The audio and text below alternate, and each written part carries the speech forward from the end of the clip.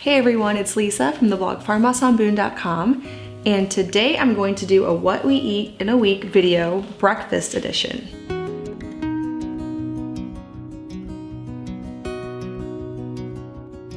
I like to do these kind of videos to share with you some ideas and inspiration for from scratch ideas in your kitchen.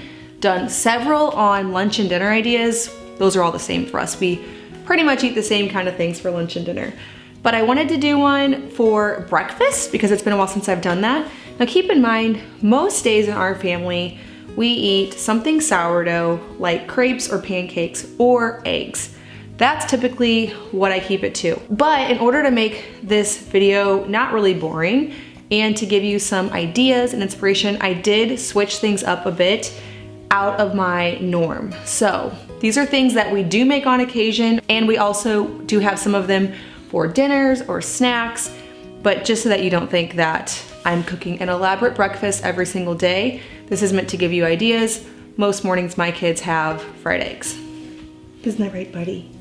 They get sick of fried eggs. So day one, we did egg bake. Now this is something that we do like to do often. What I love about it is when it's a summer morning, you can get it going in the oven and then you can head outside for morning chores. We like to do morning exercises where we'll let the kids run back and forth and just do a little exercise time. And then when you come in, it's already done. Of course, you can do this in the winter as well. And while it's baking, do morning chores like getting the kids dressed or doing laundry. It's something really good to get started right when you wake up. And then if you want to eat breakfast around 7 or something like that, it will be ready to go. I just like to toss in whatever vegetables I have on hand. It's really versatile. You can add anything into it. Some eggs whisked with milk and shredded cheese. Normally I just use cheddar. Also on day one, I got some steel cut oats going for the next day. I like to soak grains like oats in order to make them more digestible. So I added filtered water from my Berkey and some milk kefir to the steel cut oats. One thing I noticed with steel cut oats is they soak up a lot more water than I think they will. So throughout the day, if they look dry, I'll just go over and add more water. Whenever soaking, you can just do water, but I like to add something acidic. It helps to break down the phytic acid and make the grains more digestible. The next day, I strained the steel cut oats by running it through a tea towel and a strainer. Now, if you have a really fine mesh strainer, I used to have one, I don't know what happened to it, I need to get a new one. You can use that instead of using the tea towel. And then I just boiled it. I added some raisins. I like to do that before boiling it so they get nice and mushy. And added some honey and butter and a little bit of salt.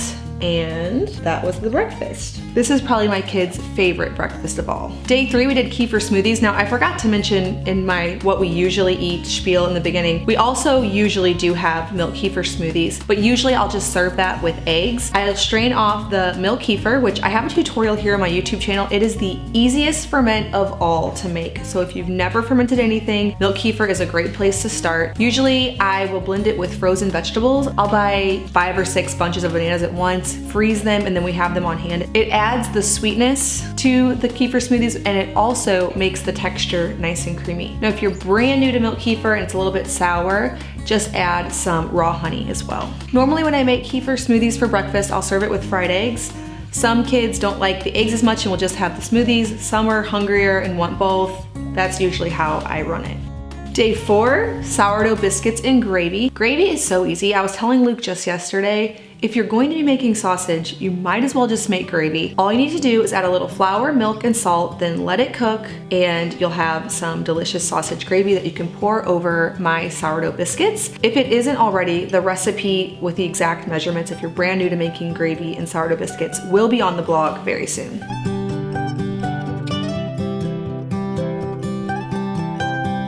Day 5, we did English muffin egg sandwiches. This is one of my favorite breakfasts. When Luke used to go into work, I would make these at the beginning of the month, 30 at a time. So I made one of my egg bakes and added cheese, and then I made sourdough English muffins, put a square of the egg bake onto each English muffin, then wrapped it up and froze it so that he had something to take on the go. Now I just make the English muffins and add a fried egg, maybe some ham if we have it, some veggies, some cheese, and it is such a delicious breakfast sandwich. Sourdough English muffins are one of those things that whenever I make them, I think I should make these all the time, like every day. I make them a lot, but not every day. They're so nice to have on hand because they work great as sandwiches, perfect for if you need to have something on the go. Day 6, we did homemade granola with raw milk. Granola is something that I really love to make. I have a recipe on the blog, but I normally don't measure at all. I just add a whole bunch of coconut oil and honey to a large stock pot. I throw in whatever nuts, coconut, oatmeal, any combination of those that we have on hand, coconut chips, walnuts, pecans,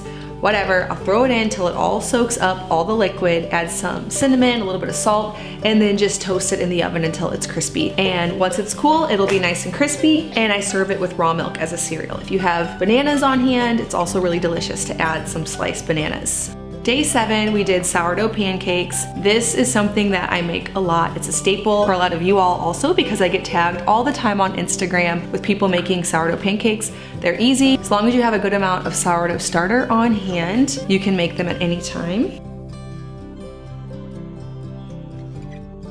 All right, well, I hope that you get some inspiration for you and your family and what you can cook for breakfast. All right, well, thank you so much for stopping by the farmhouse.